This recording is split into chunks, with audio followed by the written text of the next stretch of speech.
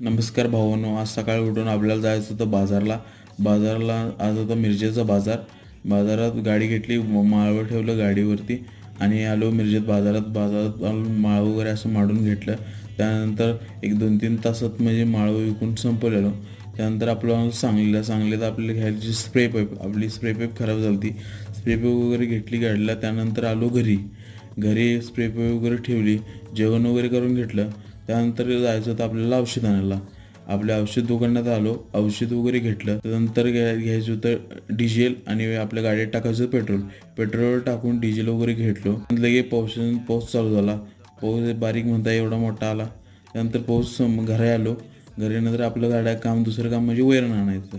वैरण वगैरे आणलं. आज आता श्रावण चालू होणार त्यामुळे आज होतं घरी नियोजन चुलीवरचं मस्तपैकी भाकरी आणि चिकन वगैरे घेतलं. व्हिडिओ आवडता लाईक, फॉलो आणि सबस्क्राईब करा. धन्यवाद.